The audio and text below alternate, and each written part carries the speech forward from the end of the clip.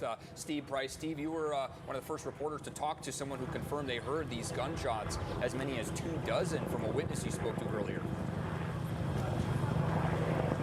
Yeah, you know, you just mentioned that we heard from police about the threat being neutralized. I'll tell you, Eric, maybe about 3 or 4 minutes before you came on air to say that, we could really feel the tension levels kind of drop here. So to hear now that San Diego police are confirming that definitely kind of explains the situation, because when we first arrived here, we were seeing officers running to the scene with their guns. We were seeing children hand in hand being escorted out calmly, but, you know, definitely a heartbreaking situation to see these kids in this situation.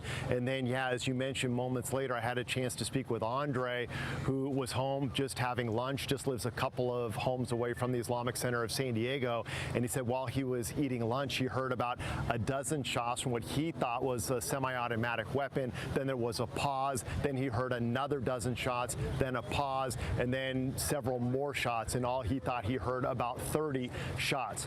Now, at that point, officers pushed us back from the scene because their concern was that there was still an active shooter in the facility. We had heard from Andre and from some others that somebody was seen speeding away from the center, but they weren't sure if there were still other people inside, and so they were keeping us away. But now we understand that the area has been cleared.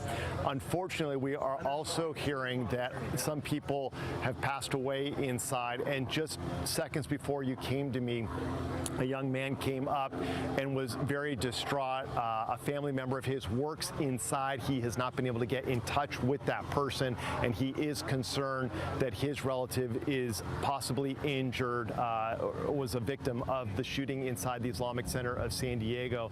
They did escort him away from the area, and at this point they are not letting anybody go up into that area.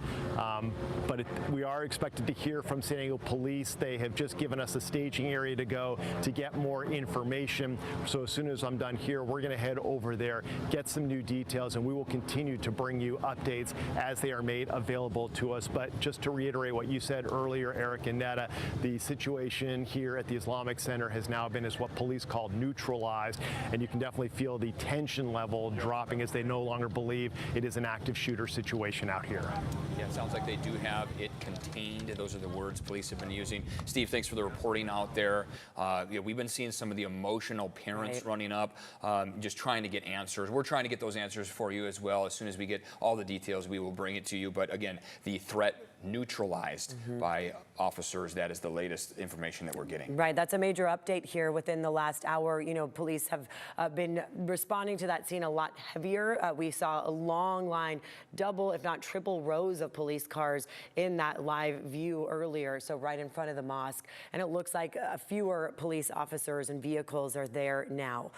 So we are waiting to find out exactly what they mean when they say this is neutralized, but at least for now, for some of the families who've been worried about a possible ongoing threat, hopefully that provides a little bit of relief. Having that reunification location at least provides them a place to go to gather with others to try to get some of those questions answered, to see their kids after hearing about this threat there at the Islamic Center.